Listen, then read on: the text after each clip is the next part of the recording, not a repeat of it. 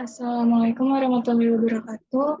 Selamat siang Pak Sparta. Kami dari kelompok 1 ingin mempresentasikan materi Menris pada kali ini dengan judul kecukupan model. Sebelumnya, izinkan saya memperkenalkan diri terlebih dahulu. Saya Nauskar Kirana dengan NIM 2020 12 11039. Saya Michaela Revalina Sutedi dengan NIM 2020 12 11 041.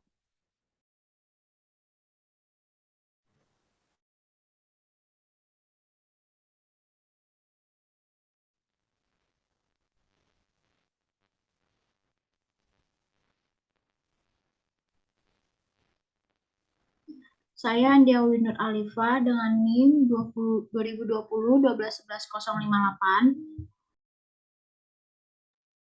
Saya Elizabeth Felicia dengan NIM 2020 11 32 032.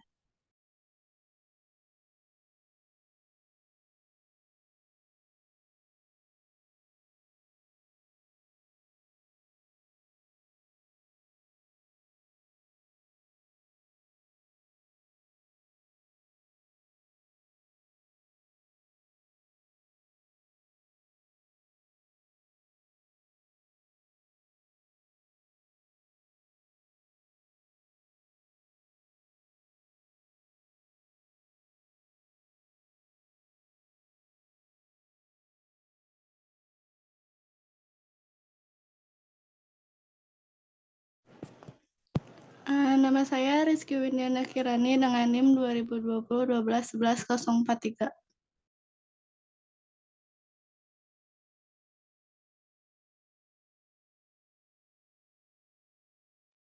Pada materi kali ini berisikan yang pertama pendahuluan, 2 resiko modal dan kebangkitan, yang ketiga kecukupan modal pada perbankan umum dan industri hemat, dan yang keempat persyaratan modal bagi lembaga keuangan lainnya. Next.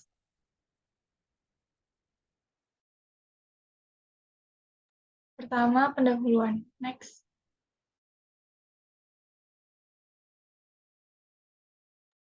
Pada bab 7 sampai 17 membahas area utama paparan risiko yang dihadapi manajer lembaga keuangan.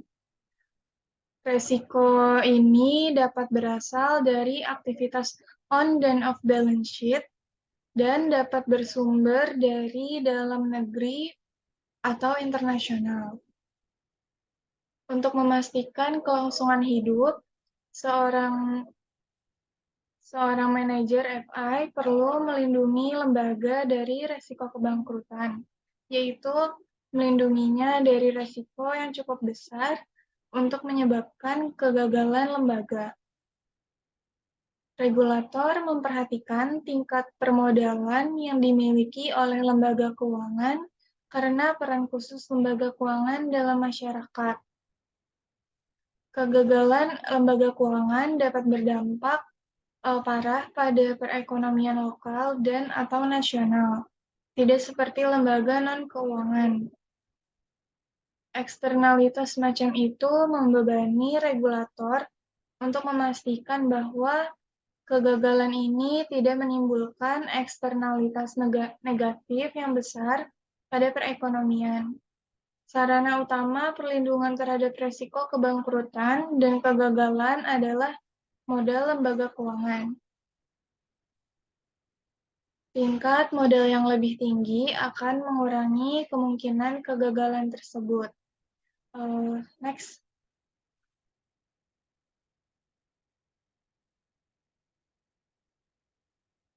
Ini mengarah pada fungsi modal yang pertama, yaitu pertama, untuk menyerap kerugian yang tidak terduga dengan margin yang cukup untuk membangkitkan kepercayaan dan memungkinkan lembaga keuangan untuk melanjutkan kelangsungan usahanya. Selain itu, modal melindungi pemegang kewajiban non-equity, terutama yang tidak diasuransikan oleh penjamin eksternal seperti FDIC terhadap kerugian. Hal ini mengarah pada fungsi kapital yang kedua, yaitu untuk melindungi deposan, pemegang obligasi, dan kreditur yang tidak diasuransikan jika terjadi kebangkrutan dan likuidasi.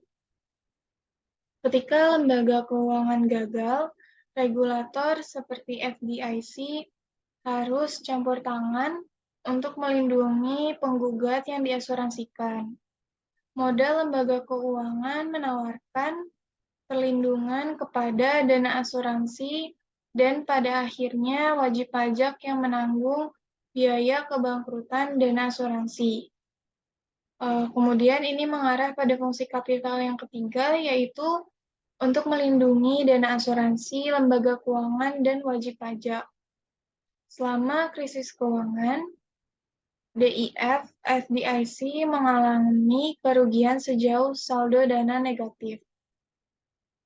Akibatnya, FDIC membebankan biaya penilaian khusus pada lembaga keuangan yang diasuransikan dan mengharuskan mereka membayar premi asuransi simpanan senilai 13 kuartal di muka. Dengan menahan modal dan mengurangi resiko kebangkrutan, lembaga keuangan melindungi industri dari premi asuransi yang lebih besar. Premi tersebut dibayarkan dari laba bersih. Lalu yang keempat, melindungi pemilik lembaga keuangan dari kenaikan premi asuransi. Sama seperti perusahaan lainnya, ekuitas atau modal merupakan sumber pembiayaan yang penting bagi lembaga keuangan. Secara khusus, tunduk pada kendala peraturan, lembaga keuangan memiliki pilihan antara utang dan ekuitas untuk membiayai proyek baru dan ekspansi bisnis. Dengan demikian, faktor-faktor tradisional yang mempengaruhi pilihan struktur modal perusahaan bisnis, misalnya pengurangan pajak atas bunga utang atau biaya pribadi atas kegagalan atau kebangkrutan, juga ikut campur dalam keputusan modal lembaga keuangan. Kemudian hal ini mengarah pada fungsi kapital yang kelima, yaitu mendanai cabang dan investasi nyata lainnya yang diperlukan untuk menyediakan layanan keuangan. Next.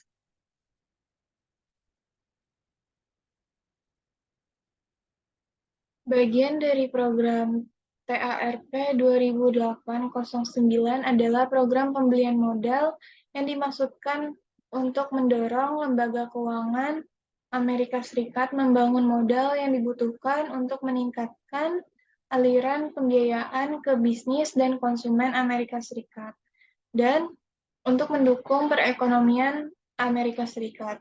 Di bawah program tersebut, Departemen Keuangan membeli lebih dari 200 miliar dolar sekuritas ekuitas pilihan yang diterbitkan oleh FI. Saham preferen senior memenuhi syarat sebagai model tier 1 dan berperingkat senior ke saham biasa. Lembaga keuangan harus memenuhi standar tertentu, termasuk yang pertama, memastikan bahwa kompensasi insentif untuk eksekutif senior tidak mendorong resiko yang tidak perlu dan berlebihan yang mengancam nilai lembaga keuangan. Yang kedua, pengembalian wajib atas tiap bonus atau kompensasi insentif yang dibayarkan kepada eksekutif senior berdasarkan laporan pendapatan, keuntungan, atau kriteria lain yang kemudian terbukti tidak akurat secara material. Yang ketiga, larangan lembaga keuangan melakukan pembayaran parasut emas kepada eksekutif senior berdasarkan ketentuan Internal Revenue Code. Dan yang keempat, kesepakatan untuk tidak memotong kompensasi eksekutif yang melebihi $500.000 untuk setiap eksekutif senior untuk keperluan pajak. Pada bagian berikut, kami fokus pada 4 fungsi pertama, mengenai peran modal dalam mengurangi resiko kebangkrutan dan khususnya kecakupan modal dalam mencapai tujuan fungsional tersebut. Secara khusus, kami memeriksa berbagai ukuran kecakupan modal yang digunakan oleh pemilik, manajer, dan regulator FI, dan argumen yang mendukung dan menentang masing-masing. Kami kemudian melihat persyaratan kecukupan modal untuk lembaga penyimpanan, perusahaan sekuritas, dan perusahaan asuransi yang ditetapkan oleh regulator Amerika Serikat dan dalam beberapa kasus internasional seperti Bank for International Settlements atau BIS. Kontrak perspektif industri menunjukkan beberapa masalah yang dipertimbangkan Wells Fargo dalam mengevaluasi kecukupan modalnya. Pada bab ini akan melihat banyak tindakan yang dijelaskan disertakan sebagai bagian dari strategi manajemen modal Wells Fargo. Next.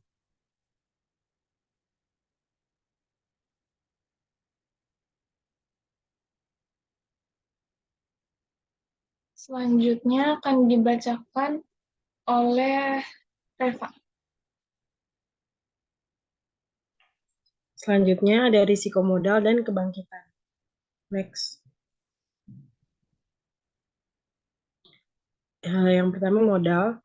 Untuk melihat bagaimana modal melindungi LK dari risiko kebangkrutan, kita harus mendefinisikan modal lebih tepatnya. Masalahnya ada banyak definisi tentang modal. Definisi modal seorang ekonomi mungkin berbeda dari definisi seorang akuntan. Yang pada gilirannya mungkin berbeda dari definisi yang digunakan oleh regulator. Secara khusus, definisi ekonomi tentang modal FI atau saham ekuitas pemilik di FI adalah selisih antara nilai pasar aset dan kewajibannya. Ini juga disebut dengan kekayaan bersih dari sebuah FI. Sementara ini adalah ekonomis arti modal. Regulator telah merasa perlu untuk mengadopsi definisi modal yang menyimpang dengan tingkat yang lebih besar atau lebih kecil dari kekayaan bersih ekonomi. Konsep kekayaan bersih ekonomi FI benar-benar konsep akuntansi nilai pasar. Dengan pengecualian industri perbankan investasi, modal yang ditentukan oleh peraturan dan rasio modal yang disyaratkan didasarkan seluruhnya atau sebagian pada sejarah atau nilai buku konsep akuntansi. Kita mulai dengan melihat peran modal ekonomi atau kekayaan bersih sebagai alat isolasi terhadap jenis risiko utama, yaitu risiko kredit. Kami kemudian membandingkan konsep nilai pasar ini dengan konsep nilai buku modal. Karena hal itu justru dapat mendistorsi posisi solvabilitas sebenarnya dari FI. Nilai buku konsep modal dapat menyesatkan manajer, pemilik, pemegang kewajiban, dan regulator. Kami juga memeriksa beberapa kemungkinan alasan mengapa regulator FI terus mengandalkan konsep nilai buku sehubungan dengan masalah dan peraturan transparansi nilai ekonomi seperti itu oleh Dewan Standar Akuntansi Keuangan seperti pernyataan FASB nomor 115. Next.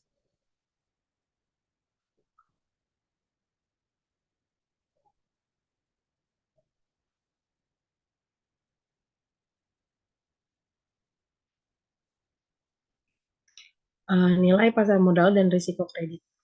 Dalam panel A dari tabel 21, LK memiliki pinjaman jangka panjang sebesar 20 juta dolar. Untuk penyederhanaan, kita hilangkan notasi juta pada contoh selanjutnya. Anggaplah karena resesi, sejumlah peminjam mengalami masalah arus kas dan tidak mampu memenuhi jadwal pembayaran pinjaman yang dijanjikan.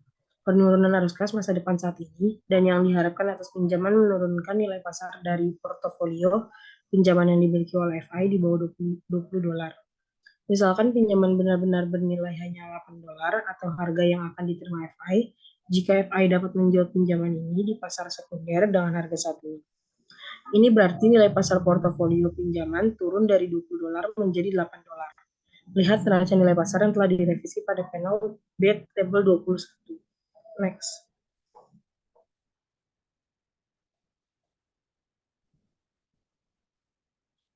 Kerugian ini membuat FI bangkrut.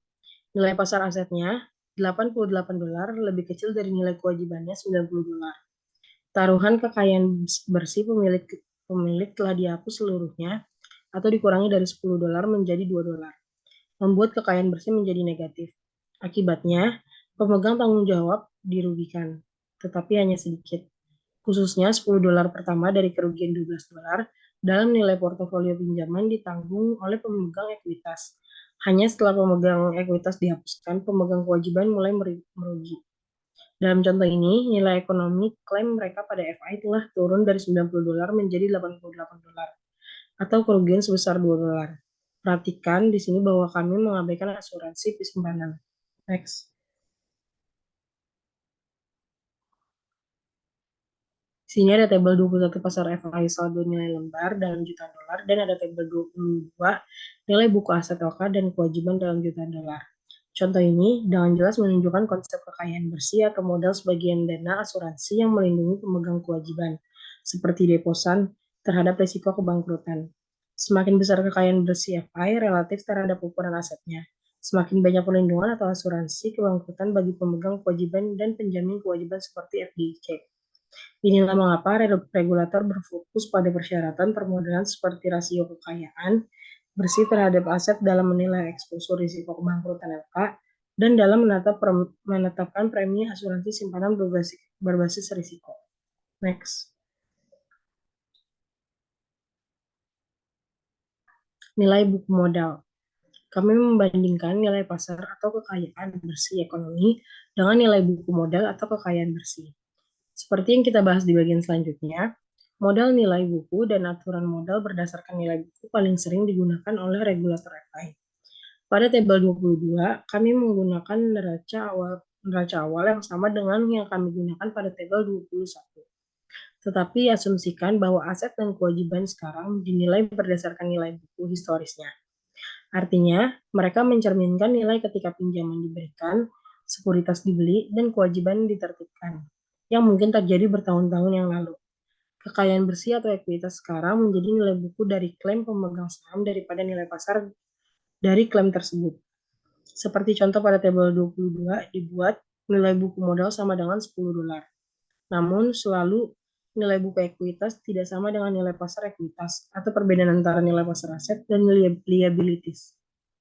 Ketidaksetaraan dalam nilai buku dan nilai pasar ekuitas ini dapat dipahami dengan memeriksa efek dari guncangan risiko kredit yang sama pada posisi modal FI, tetapi dengan asumsi metode akuntansi nilai buku.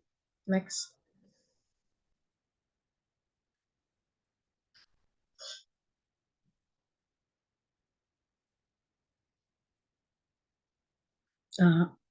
Nilai buku modal dan risiko kredit. Anggaplah sebagian dari $20 dalam bentuk pinjaman mengalami kesulitan sehubungan dengan jadwal pembayaran kembali. Kami berasumsi dalam panel B, tabel 21 bahwa revaluasi arus kas mengarah pada penyesuaian ke bawah segera dari nilai pasar portofolio pinjaman dari $20 menjadi $8. Kerugian nilai pasar sebesar $12. Sebaliknya, berdasarkan metode akuntansi nilai buku historis seperti prinsip akuntansi yang berlaku umum atau GAAP, LK memiliki keleluasan yang lebih besar dalam mencerminkan atau mengatur waktu pengakuan kerugian pinjaman bermasalah di neraca mereka dan dengan demikian berdampak pada kerugian modal tersebut. Neraca nilai pasar tercermin dalam panel B tabel 21 dan neraca nilai buku tercermin dalam tabel 22. Perhatikan neraca nilai buku terus mencantumkan $10 sebagai nilai kekayaan bersih, namun nilai sebenarnya adalah minus $2. Next.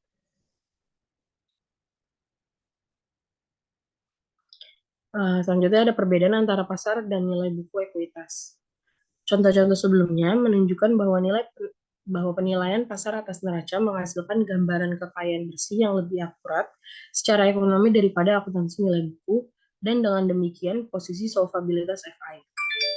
Guncangan risiko kredit dan risiko suku bunga yang mengakibatkan kerugian pada nilai pasar aset ditanggung langsung oleh pemegang ekuitas, dalam arti kerugian tersebut merupakan beban terhadap nilai klaim kepemilikan mereka di FI. Nilai pasar ekuitas lebih relevan daripada nilai buku karena dalam hal terjadi kebangkrutan, Nilai likuidasi atau pasar menentukan kemampuan LK untuk membayar berbagai penggugat. Selama modal pemilik atau saham ekuitas memadai atau cukup besar, pemegang kewajiban dan secara implisit regulator yang mendukung klaim pemegang kewajiban terlindungi dari risiko kebangkrutan. Yaitu, jika FI ditutup oleh regulator sebelum kekayaan bersih ekonominya menjadi nol, baik pemegang kewajiban maupun regulator yang menjamin klaim pemegang kewajiban tidak akan rugi. Dengan demikian, banyak akademis dan analis menganjurkan penggunaan akumulasi nilai pasar dan aturan penutupan model nilai pasar untuk semua LK. Selama krisis keuangan FASB mengklarifikasi posisinya tentang penggunaan akuntansi mark to market. Ketika ada sedikit atau tidak ada input yang dapat diamati untuk menandai aset tertentu ke pasar, seperti halnya dengan banyak sekuritas berbasis hipotek dalam situasi krisis. Dalam istilah DI, ini berarti jenis aset tertentu seperti derivatif dan surat berharga ekuitas harus diukur pada nilai wajar. Kebijaksanaannya termasuk mampu untuk menggunakan asumsi internal tentang arus kas masa depan, yang berarti menggunakan valuasi yang umumnya lebih menguntungkan daripada yang diterapkan di pasar saat ini. Secara khusus, panduan tersebut memberikan manajemen kemampuan untuk menggunakan model dan asumsi arus kas internal dalam mengestimasi nilai wajar ketika informasi pasar yang tersedia terbatas. Next. Argumen terhadap akuntansi nilai pasar. Yang pertama, argumen pertama terhadap akuntansi nilai pasar atau MV adalah sulit untuk diterapkan. Ini mungkin benar terutama untuk bank komersial kecil dan penghematan dengan aset non-kredit dalam jumlah besar seperti pinjaman kecil di neraca mereka. Ketika tidak mungkin untuk menentukan harga atau nilai pasar yang akurat untuk aset, penandaan ke pasar hanya dapat dilakukan dengan kesalahan. Argumen tandingan untuk ini adalah bahwa kesalahan yang dihasilkan dari penggunaan penilaian pasar aset non-kredit masih cenderung kurang dari yang dihasilkan dari penggunaan buku asli atau penilaian historis, karena pendekatan nilai pasar tidak mengharuskan semua aset dan kewajiban untuk diperdagangkan. Selama arus kas saat ini dan yang diharapkan pada aset atau liabilitas dan tingkat diskonto yang sesuai dengan ditentukan, perkiraan nilai pasar selalu dapat diperhitungkan. Harga pasar indikatif tersedia untuk berbagai pinjaman yang semakin meningkat. Argumen kedua, melawan akuntansi nilai pasar adalah bahwa hal itu memperkenalkan tingkat variabilitas yang tidak perlu ke dalam pendapatan LK, dan dengan demikian kekayaan bersih karena keuntungan dan kerugian modal kertas atas aset dilewatkan melalui laporan laba rugi FI. Kritikus berpendapat bahwa pelaporan keuntungan dan kerugian modal yang belum direalisasi adalah distorsi jika FI benar-benar berencana untuk menahan aset tersebut hingga jatuh tempo. Manajer FI berpendapat bahwa dalam banyak kasus, mereka memegang pinjaman dan aset lainnya hingga jatuh tempo, dan oleh karena itu tidak pernah benar-benar menyadari keuntungan atau kerugian modal. Selanjutnya, regulator berpendapat bahwa mereka mungkin terpaksa menutup bank terlalu dini di bawah persyaratan tindakan korektif segera yang diberlakukan oleh FDIC, terutama jika lonjakan suku bunga hanya bersifat sementara dan kerugian modal pada sekuritas dapat terjadi dengan cepat. Argumen ketiga, melawan akuntansi nilai pasar adalah bahwa LK kurang bersedia menerima eksposur aset jangka panjang, seperti pinjaman hipotek dan pinjaman KMI, jika aset ini harus terus ditandai ke pasar untuk mencerminkan perubahan kualitas kredit dan suku bunga. Misalnya seperti yang ditunjukkan pada bab 8, aset jangka panjang lebih sensitif terhadap suku bunga daripada aset jangka pendek. Kekhawatirannya adalah bahwa perhitungan nilai pasar dapat mengganggu fungsi khusus LK sebagai pemberi dan bahkan mengakibatkan atau menonjolkan krisis kredit yang besar. Dari 3 argumen yang menentang akuntansi nilai pasar, yang satu ini mungkin yang paling persuasif bagi regulator yang peduli dengan keuangan usaha kecil dan pertumbuhan ekonomi. Next.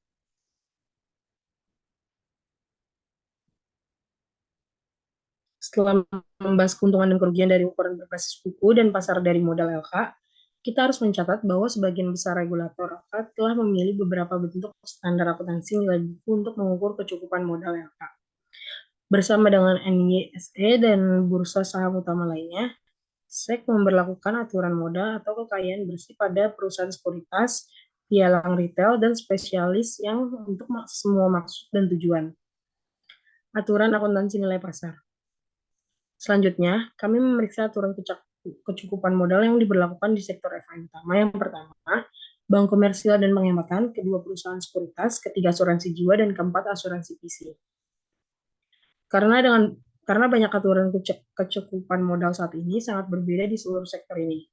Gelombang konsolidasi saat ini di industri keuangan Amerika Serikat menjadi konglomerat keuangan atau bank universal kemungkinan akan lebih sulit daripada jika aturan akuntansi nilai pasar diadopsi di seluruh sektor. Next. Selanjutnya akan dibacakan oleh Audi.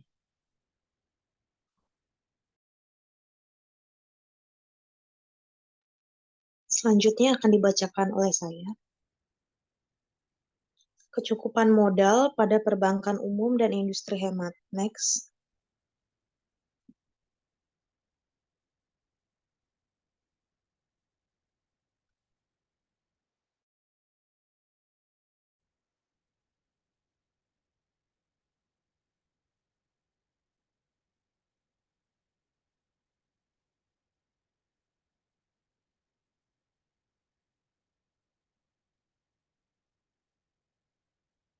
Undang-Undang Peningkatan FDIC tahun 1991 mengharuskan bank dan penghematan mengadopsi persyaratan modal berbasis resiko. Konsistensi dengan tindakan ini, regulator US secara resmi setuju dengan negara anggota Bank for International Settlements atau BIS lainnya untuk menerapkan rasio modal berbasis resiko baru untuk semua lembaga penyimpanan di bawah yurisdiksi mereka. BIS secara bertahap dan sepenuhnya menerapkan rasio modal berbasis resiko ini pada tanggal 1 Januari 1993 di bawah apa yang kemudian dikenal sebagai Basel Perjanjian atau sekarang disebut Basel I. Perjanjian Basel 1993 secara eksplisit memasukkan berbagai risiko kredit aset, baik di dalam maupun di luar neraca, ke dalam ukuran kecukupan modal. Hal ini diikuti dengan revisi pada tahun 1998, di mana risiko pasar dimasukkan ke dalam modal berbasis risiko dalam bentuk tambahan rasio 8% untuk exposure risiko kredit. Pada tahun 2001, BIS menerbitkan dokumen konsultatif The New Basel Capital Accord yang mengusulkan penggabungan risiko operasional ke dalam persyaratan modal dan memperbarui penilaian risiko kredit dalam perjanjian tahun 1993. Kesepakatan atau perjanjian Basel yang baru disebut juga dengan Basel II pada tahun 2006 terdiri dari 3 pilar yang saling memperkuat yang bersama-sama berkontribusi pada keamanan dan kesehatan sistem keuangan. Pilar 1 mencakup ketentuan persyaratan modal minimum untuk risiko kredit, pasar, dan operasional.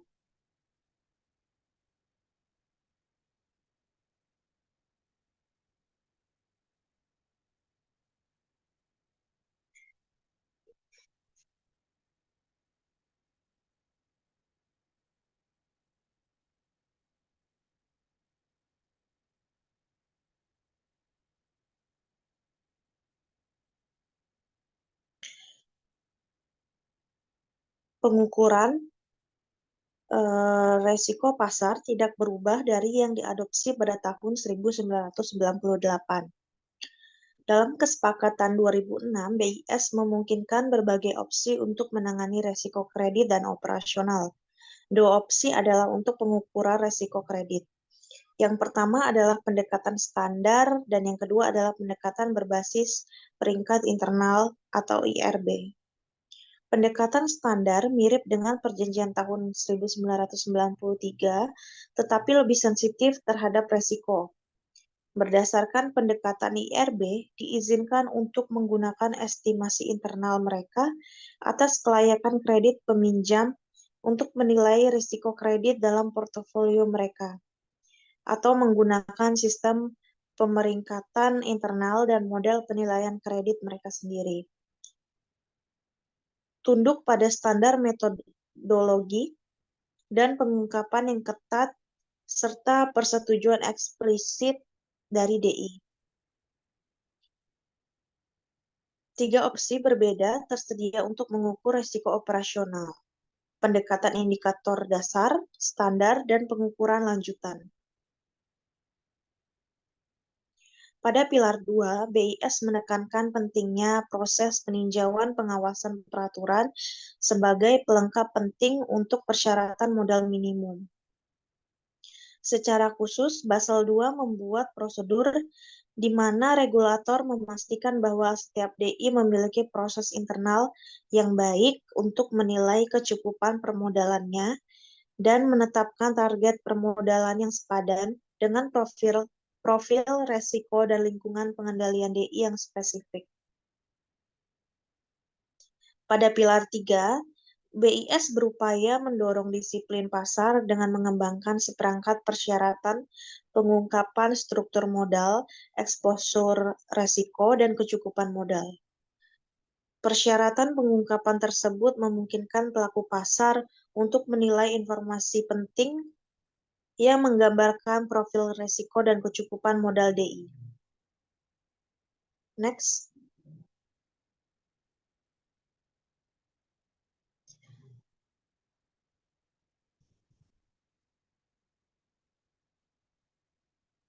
Modal.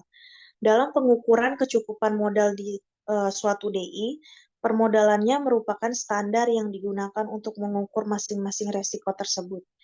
Di bawah Basel III, modal DI dibagi menjadi ekuitas bersama tier 1, tier 1 tambahan, dan tier 2. CAT 1 adalah modal utama atau inti dari DI. Modal pelengkap adalah modal utama DI ditambah unsur modal tambahan. Modal tier 2 adalah modal pelengkap. Total modal yang dimiliki DI didefinisikan sebagai jumlah modal tier 1 dan tier 2. Definisi CAT 1, tambahan modal tier 1 dan modal pelengkap tier 2. Next.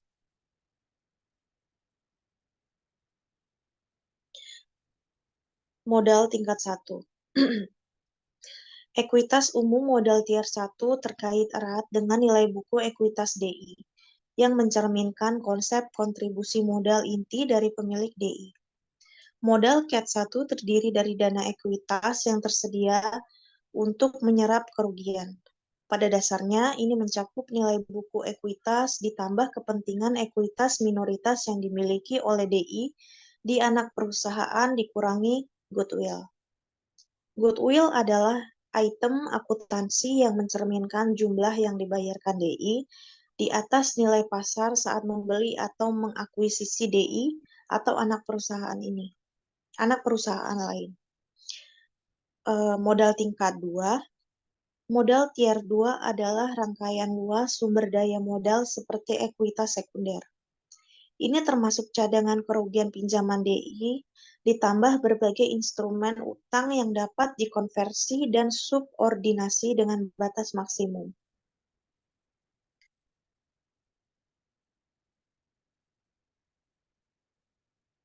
Next.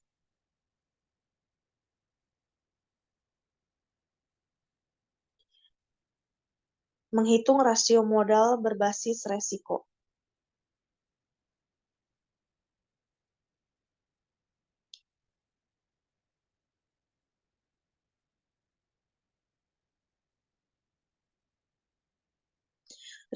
Yang pertama, ada risiko kredit aset neraca yang disesuaikan berdasarkan Basel III. Kritik utama terhadap perjanjian Basel yang asli adalah bahwa bobot risiko individual bergantung pada kategori luas peminjam, yaitu negara, bank, atau korporasi. Misalnya di bawah Basel I, semua pinjaman negara memiliki bobot risiko 100% terlepas dari risiko kredit negara peminjam. Standar Basel II dan Basel III.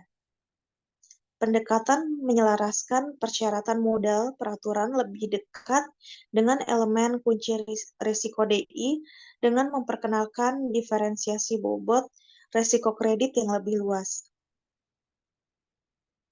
Pendekatan standar Basel III mencakup jumlah kategori exposure yang lebih tinggi untuk tujuan penghitungan aset tertimbang menurut resiko daripada Basel II, memberikan pengakuan agunan keuangan yang lebih besar, dan memungkinkan lebih banyak penjamin yang memenuhi syarat. Dengan demikian, dibandingkan dengan Basel I dan II, berdasarkan rencana modal berbasis resiko Basel III, setiap DI menetapkan asetnya ke salah satu dari beberapa kategori exposure resiko kredit.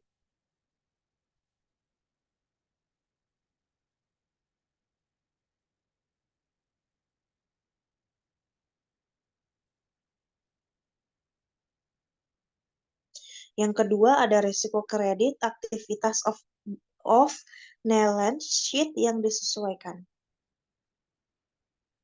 Nilai yang disesuaikan dengan resiko kredit dari aset di neraca hanyalah satu komponen penyebut rasio modal. Yang lainnya adalah nilai yang disesuaikan dengan resiko kredit dari aktivitas off-balance sheet atau OBS. Kegiatan OBS ini merupakan klaim kontingensi dan bukan aktual terhadap lembaga penyimpanan. Dengan demikian, peraturan mensyaratkan bahwa modal diadakan tidak terhadap nilai nominal penuh dari barang-barang ini, tetapi terhadap jumlah yang setara dengan resiko kredit pada neraca yang mungkin diciptakan oleh sekuritas ini untuk lembaga penyimpanan. Oleh karena itu, dalam menghitung nilai aset yang disesuaikan dengan resiko kredit dari item-item OBS ini, harus lebih dahulu mengkonversinya menjadi jumlah setara kredit atau jumlah yang setara dengan pos di neraca. Lebih lanjut, perhitungan nilai yang disesuaikan dengan resiko kredit dari aktivitas off-balance sheet melibatkan beberapa pemisah awal dari aktivitas tersebut. Secara khusus, perhitungan exposure resiko kredit atau jumlah aset yang disesuaikan dengan resiko kredit dari kontrak kontingensi atau jaminan seperti letter of credit berbeda dari perhitungan jumlah aset yang disesuaikan dengan resiko kredit untuk valuta asing atau forward suku bunga, opsi, dan kontrak pertukaran. Yang ketiga, resiko kredit nilai aset yang disesuaikan dari kontrak penjaminan kontingensi di luar neraca. Pertimbangkan faktor konversi yang sesuai pada hal ini. Perhatikan bahwa berdasarkan Basel III, surat jaminan kredit pengganti kredit langsung yang diterbitkan oleh DI memiliki peringkat faktor konversi 100% atau jumlah yang setara dengan kredit.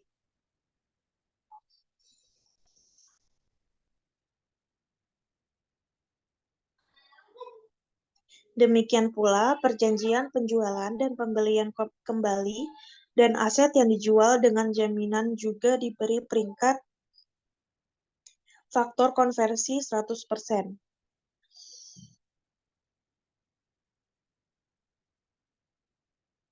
SLC terkait kinerja di masa depan dan komitmen pinjaman yang tidak terpakai lebih dari 1 tahun memiliki faktor konversi 50%.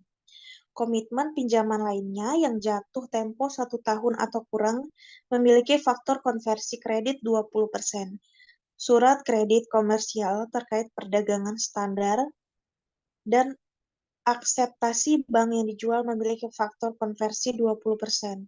Berdasarkan Basel III, bobot risiko yang ditetapkan untuk kontrak jaminan kontingensi OBS sama dengan jika DI melakukan transaksi sebagai prinsipal.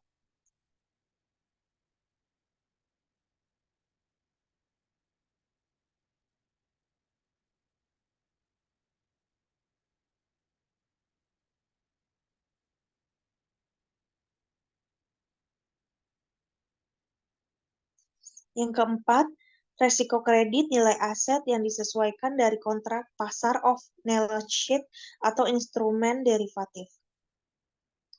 Selain memiliki memiliki kontingensi dan jaminan OBS, LK sangat terlibat dalam pembelian dan penjualan OBS berjangka, opsi, forward, swap, caps, dan kontrak sekuritas derivatif lainnya untuk nilai suku bunga, resiko kredit, dan manajemen resiko valuta asing, dan alasan lindung nilai serta membeli dan menjual produk tersebut atas nama pelanggan mereka.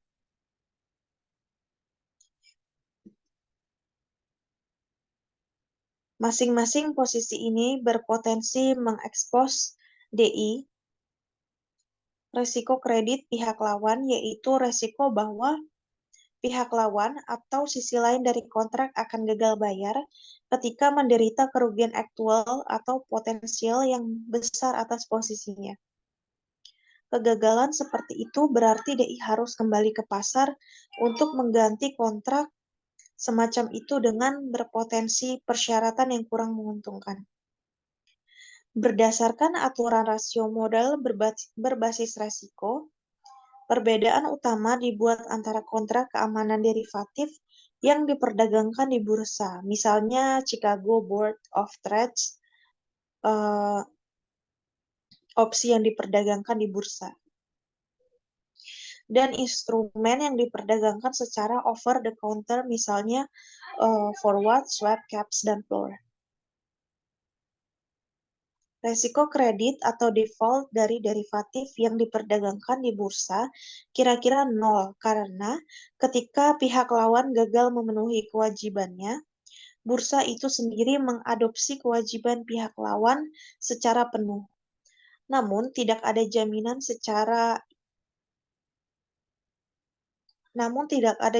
seperti itu untuk kontrak over the counter yang disepakati secara bilateral yang berasal dan diperdagangkan di luar bursa yang terorganisir.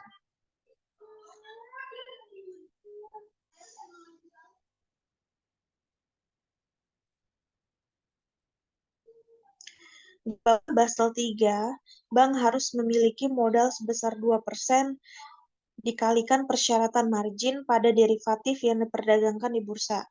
Bobot resiko nominal 2% dimaksudkan untuk mencerminkan fakta bahwa resiko gagal bayar pada sekuritas derivatif yang diperdagangkan di bursa diasumsikan sangat rendah.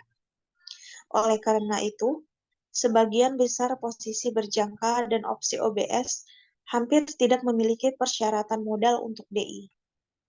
Sementara sebagian besar forward, swap, seperti kontrak, kontingensi, atau jaminan, perhitungan nilai aset yang disesuaikan dengan risiko dari kontrak pasar OBS memerlukan pendekatan dua langkah. Pertama, menghitung faktor konversi untuk membuat jumlah kredit yang setara. Kedua, mengalihkan jumlah ekuivalen kredit dengan bobot resiko yang sesuai.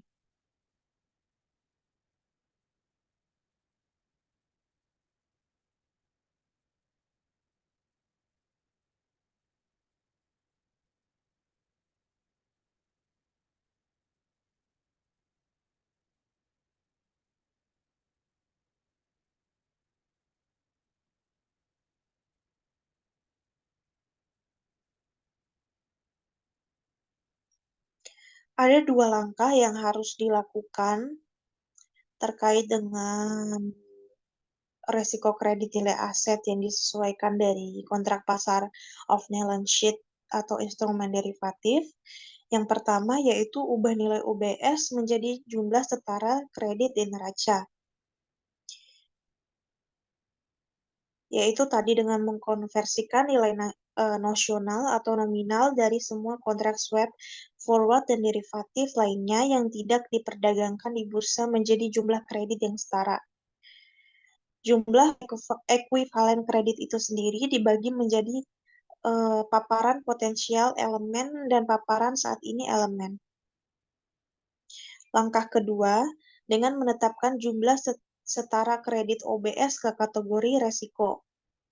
Setelah jumlah paparan saat ini dan potensial dijumlahkan untuk menghasilkan jumlah ekuivalen kredit untuk setiap kontrak. lalu mengalihkan angka dolar dengan bobot resiko untuk menghasilkan jumlah aset akhir yang disesuaikan dengan resiko kredit untuk kontrak pasar OBS. Next.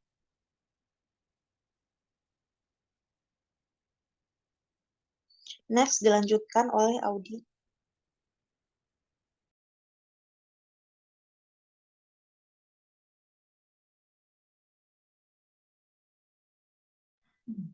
Selanjutnya ada penyangga konservasi modal. Selain merevisi persyaratan rasional modal minimum untuk risiko kredit, Basel III memperkenalkan penyangga konservasi modal yang dirancang untuk memastikan bahwa DI membangun surplus modal atau penyangga di luar periode tekanan keuangan yang dapat ditarik karena kerugian terjadi selama periode tersebut. Persyaratan penyangga memberikan insentif bagi DI untuk membangun surplus modal, misalnya dengan mengurangi distribusi laba yang bersifat diskresioner, pengurangan dividen, pembelian kembali saham, dan bonus staff. Untuk mengurangi resiko jatuhnya tingkat modal mereka di bawah persyaratan minimum selama beberapa periode, penyangga konversi modal harus terdiri dari modal CET1 dan diadakan terpisah dari persyaratan modal minimum berbasis resiko. Di bawah Basel III, DI perlu memiliki penyangga konservasi modal lebih besar dari 2,5% dari total aset tertimbang menurut risiko untuk menghindari pembatasan distribusi modal dan pembayaran bonus diskresioner kepada pejabat eksekutif. Jika penyangga modal DI turun di bawah 2,5%, kendala pada pembayaran pendapatan, misalnya dividen, pembelian kembali saham, dan pembayaran bonus, akan dikenakan tabel 2011 mencantumkan rasio pembayaran dividen maksimum yang diperbolehkan karena penjaga konservasi berada di bawah 2,5%. Seperti yang dapat dilihat, semakin kecil penyangga konservasi, semakin besar juga kendala pada pembayaran pendapatan diskresioner DI.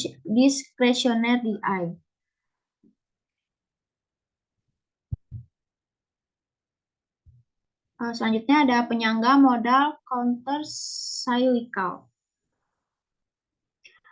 Basel III juga memperkenalkan countercyclical capital buffer yang dapat dideklarasikan oleh negara yang mengalami pertumbuhan kredit agregat berlebih.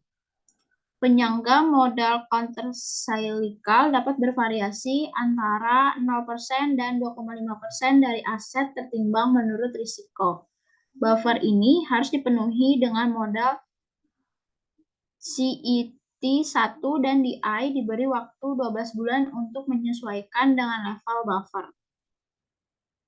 Seperti penyangga konservasi modal, jika tingkat modal DI turun di bawah penyangga modal countercyclical yang ditetapkan, pembatasan pembayaran pendapatan diterapkan.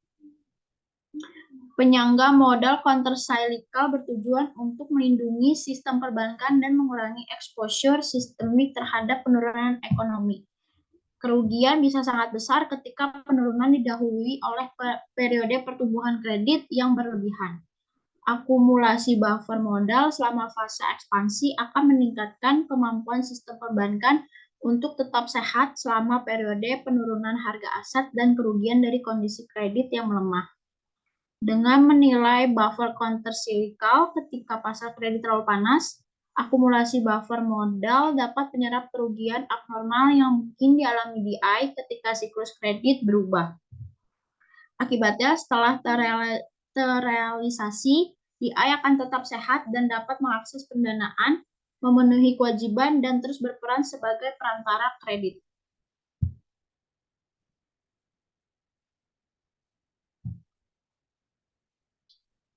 Selanjutnya ada bank penting secara sistemik global.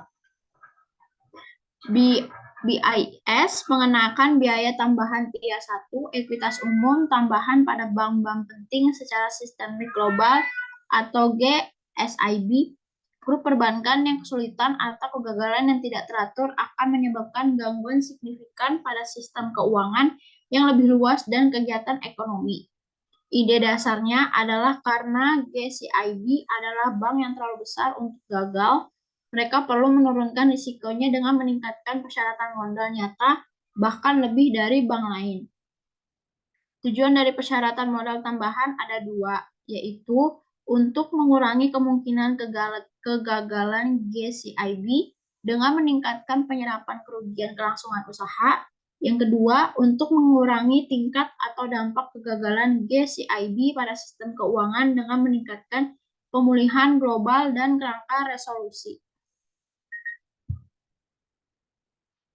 Selanjutnya ada rasio leverage. Salah satu ciri dari krisis keuangan tahun 2008 sampai dengan tahun 2009 adalah akumulasi pengaruh ekstrim di dalam dan di luar neraca di seluruh sistem perbankan. Selama masa krisis yang paling parah, DI dipaksa oleh pasar untuk mengurangi leverage sampai-sampai meningkatkan penurunan harga aset dan mengintensifkan kerugian DI, penurunan modal DI, dan penurunan ketersediaan kredit untuk mencegah agar siklus itu tidak berulang.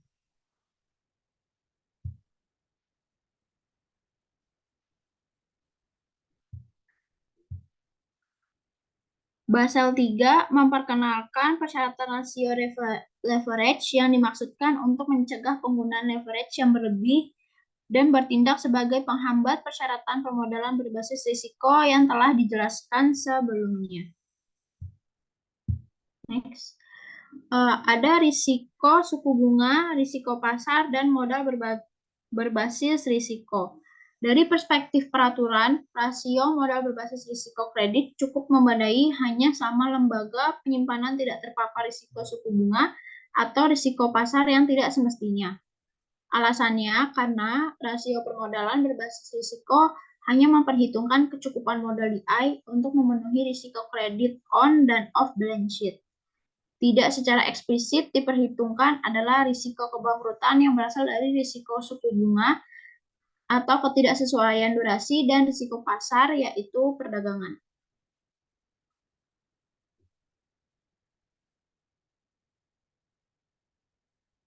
Seperti dibahas dalam bab 15, sejak tahun 1998, DI harus menghitung add-on to rasio modal berbasis risiko 8% untuk mencerminkan keterpaparan mereka terhadap risiko pasar. Ada dua pendekatan yang tersedia bagi DI untuk menghitung ukuran add-on ini. Yang pertama ada model standar yang disusulkan oleh regulator, dan yang kedua model risiko pasar internal DI sendiri.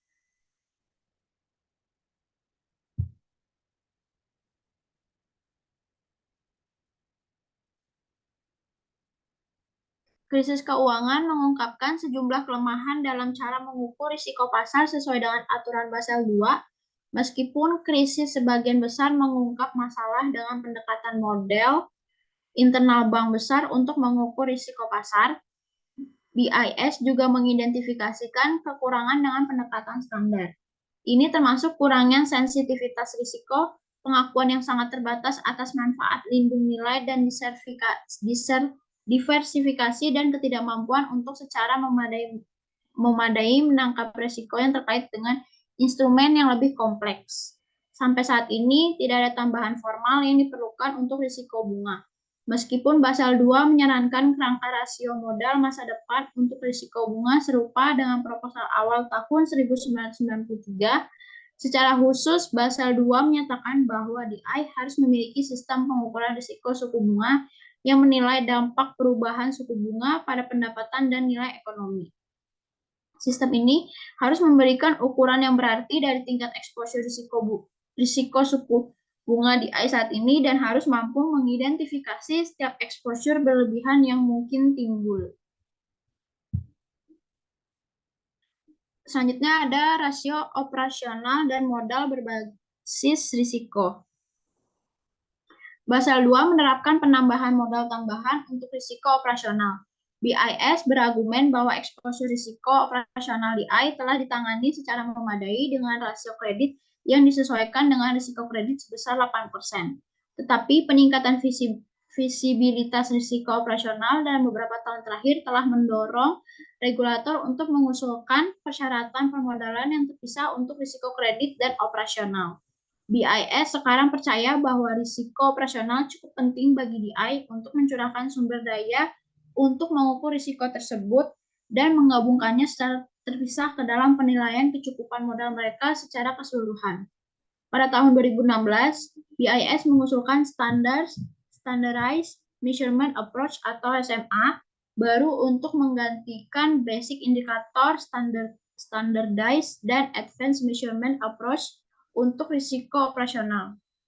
Pendekatan SMA juga menggunakan nilai absolut laba bersih dari berbagai aktivitas. Ini mengharuskan bank untuk menahan modal terhadap risiko operasional bahkan di tahun-tahun di mana pendapatan negatif. Pada saat inilah modal yang dimiliki untuk melindungi dari kerugian dari risiko operasional lebih mungkin dibutuhkan. Kritik terhadap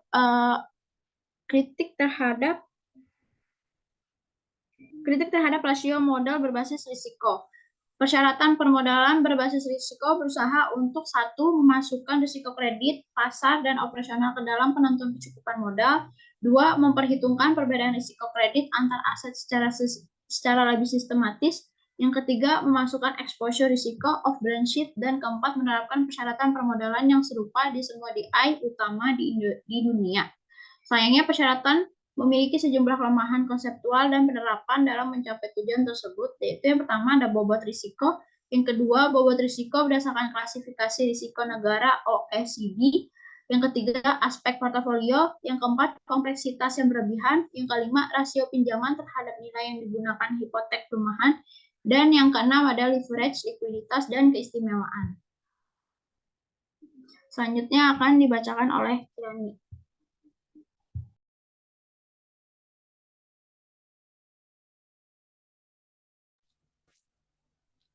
Selanjutnya, persyaratan modal bagi lembaga keuangan lainnya. Next.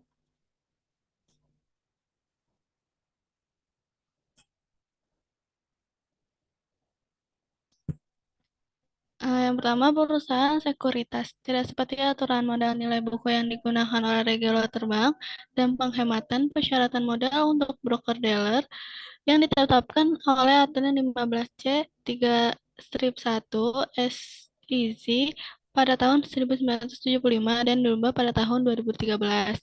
Mendekati aturan akuntansi nilai pasar, khususnya broker-dealer harus mempertahankan utang agregat terhadap modal bersih tidak lebih dari 1.500%, yaitu utang tidak boleh lebih dari 15 kali besar dari ekuitas. Rumusnya sebagai berikut. Utang agregat ini terdiri dari total kewajiban yang timbul dari setiap transaksi. Lalu kalau modal bersih adalah kekayaan bersih yang disesuaikan dengan keuntungan atau kerugian yang belum direalisasi, ketentuan pajak tangguhan, dan kewajiban tertentu. Next. Lalu, selain rasio modal ini, amandemen tahun 2013 memperkenalkan aturan modal bersih. Tambahan yang merupakan pengujian aset likuid bersih, dealer pialang harus menghitung nilai pasar untuk aset mereka yang sangat likuid setiap hari dan memastikan bahwa nilai pasar saat ini melebihi nilai kewajiban mereka. Rumusnya sebagai berikut. Next.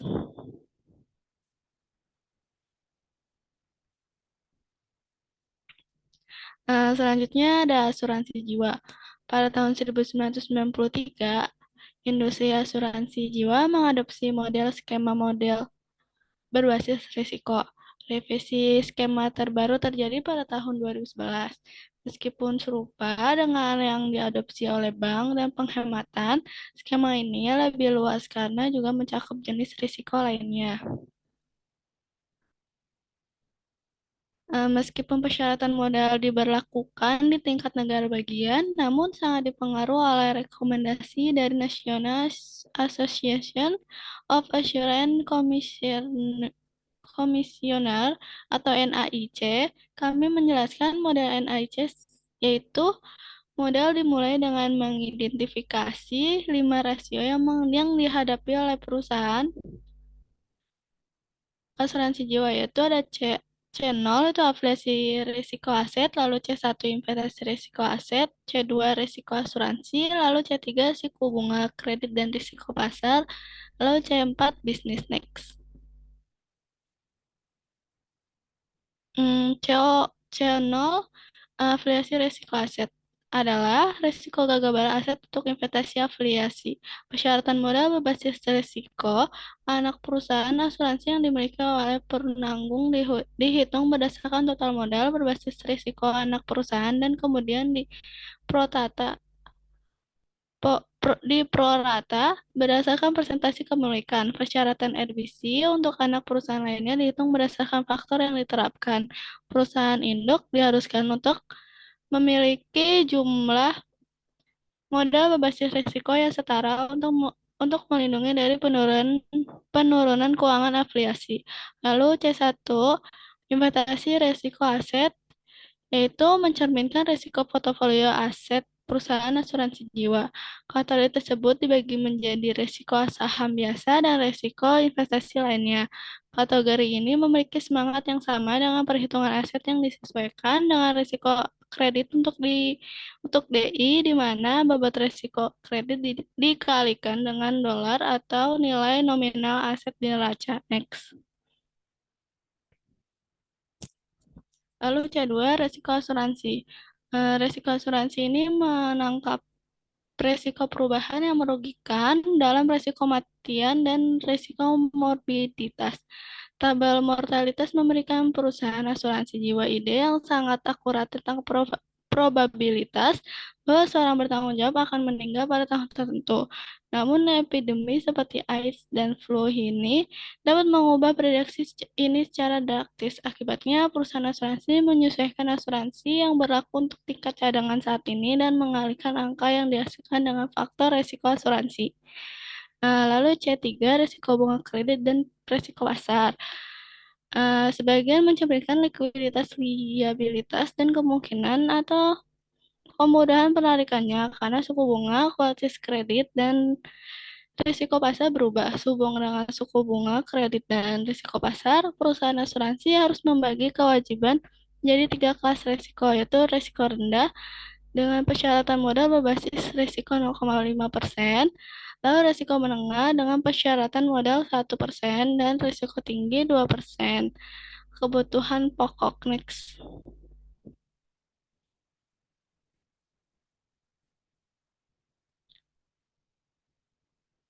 Next di. Lalu resiko bisnis.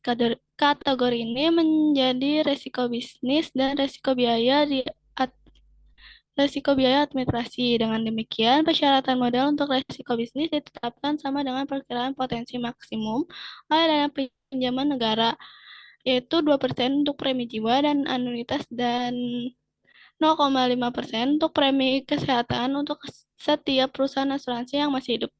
Selain itu, resiko penipuan dan litigasi khusus perusahaan mungkin memerlukan biaya modal tambahan. Setelah menghitung CO1, 2, dan CO0, 1, 2, 3, dan 4, manajemen asuransi jiwa menghitung resiko modal berbasis resiko berdasarkan persamaan berikut. Next.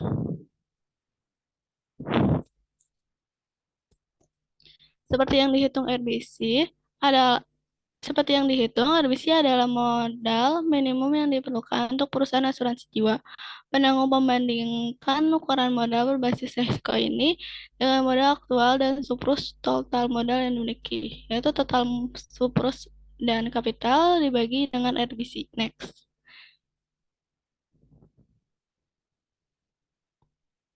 Selanjutnya, asuransi kecelakaan properti. Persyaratan modal untuk asuransi properti korban sangat mirip dengan RBC industri asuransi jiwa yang diperkenalkan oleh NAIC pada tahun 1993 dan direvisi terakhir pada tahun 2011, kecuali bahwa ada 8, bukan 5 kategori risiko. termasuk 3 kategori risiko aset terpisah. Bobot risiko di beberapa area khususnya saham biasa lebih rendah daripada perusahaan asuransi jiwa karena exposure perusahaan PC yang relatif lebih kecil terhadap jenis risiko aset ini. Kedelapan jenis risiko dan perhitungan revisi untuk dibandingkan dengan total modal dan supervisi asuransi ini ditunjukkan pada tabel di samping. Next. Selanjutnya ringkasan. Next.